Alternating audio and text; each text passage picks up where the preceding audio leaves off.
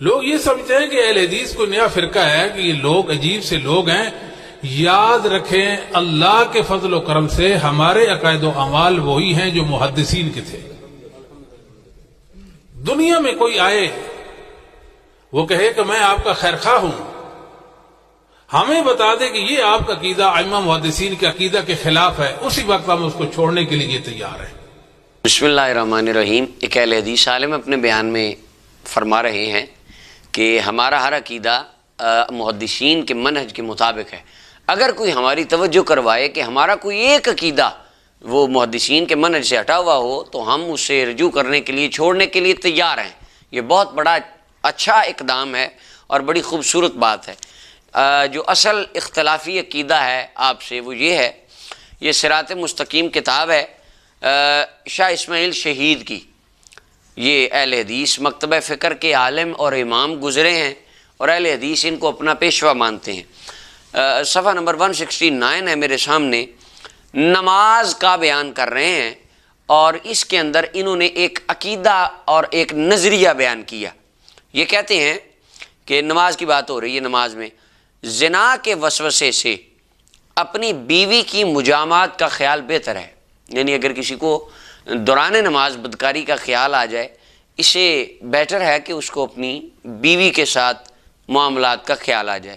آگے کہتے ہیں شیخ پیر و مرشد یعنی یا انہی جیسے اور بزرگوں کی طرف خواہ جناب رسالت مآب ہی ہوں، نبی کریم صلی اللہ علیہ وسلم ہی کیوں نہ ہوں، نعوذ باللہ، اپنی ہمت کو لگا دینا، یعنی اپنی توجہ ان افراد کی طرف کرنا اپنے بیل اور گدھے کی صورت میں مستغرق ہونے سے زیادہ برا ہے. نعوذ باللہ نعوذ باللہ.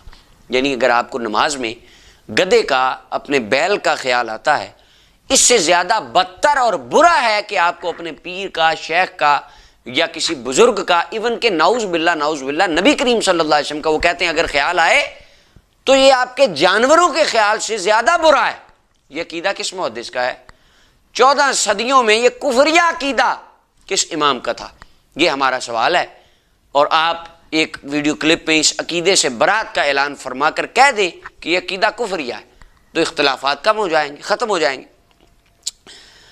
اچھا جی، آگے وہ کہتے ہیں اس کی وجہ بیان کرتے ہیں. کہتے کیونکہ شیخ کا خیال تعظیم اور بزرگی کے ساتھ انسان کے دل میں چمٹ جاتا ہے اور بیل اور گدھے کے خیال کو نہ تو اس قدر چسپیدگی ہوتی ہے اور نہ تعظیم، بلکہ حقیر اور ذلیل ہوتا ہے. یعنی نبی علیہ السلام کا خیال آئے گا اور یا شیخ کا، مرشد کا خیال آئے گا تو دل میں احترام پیدا ہوگا، گدھے کا خیال آئے گا تو کوئی احترام پیدا نہیں ہوگا. اور غیر کی تعظیم اور بزرگی جو نماز میں ملحوظ ہو وہ شرک کی طرف کھینچ کے لے جاتی ہے. یعنی اگر حضور کا خیال آئے گا تعظیم پیدا ہوگی، اللہ کے علاوہ نماز میں کسی کی تعظیم دل میں آئے تو اس سے بندہ شرک کی طرف جا سکتا ہے. یعنی نعوذ باللہ وہ آقا دو جہاں صلی اللہ علیہ وسلم جنہوں نے ہمیں نماز عطا فرمائی، جن کے طفیل نمازیں ملی، جنہوں نے نماز پڑھنے کا طریقہ سکھایا، ان کے بارے میں کہا جا رہا ہے کہ اگر انہی کا خیال تمہیں نماز میں آ جائے تو اس سے ان کی تعظیم پیدا ہوگی. اگر ان کی تعظیم پیدا ہو جائے تو اس سے شرک ہو جائے گا، شرک کی طرف چلے جاؤ گے. لہٰذا نعوذ باللہ ان کا خیال آنا برا اور تمہارے جانوروں کا خیال آنا بہتر ہے. یہ کفریہ عقیدہ اور یہ کفریہ عبارت، یہ کفریہ سطریں لائنیں کس مسلمان کا عقیدہ ہو سکتی ہیں؟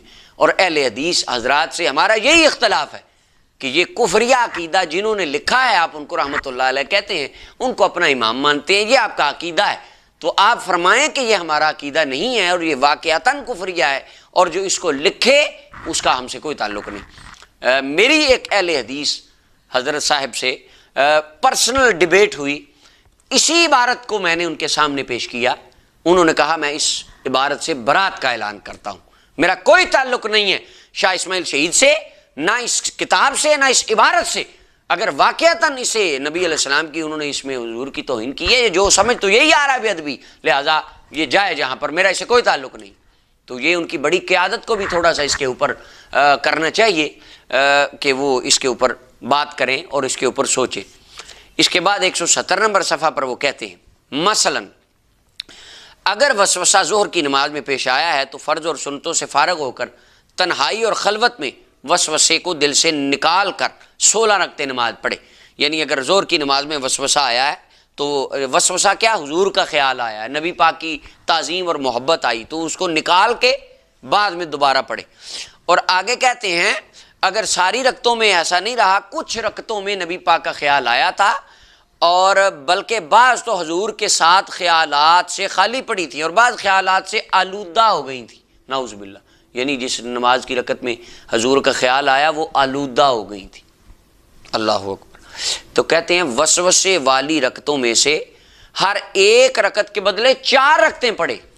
اللہ، اندازہ کریں، عام رکعت تو دہرائے ایک کے بدلے ایک، جس میں حضور کا خیال آیا ایک کے بدلے 4 پڑھے، یہ جرمانہ ادا کرے۔ یہ وہ آگے مشورہ دے رہے ہیں اس کے حل کرنے کا، اس کو درست کرنے کا۔ آپ قرآن پڑھتے ہیں، آپ پڑھتے ہیں یا ایھا المدثر، تو حضور کا خیال آیا کہ نہ آیا؟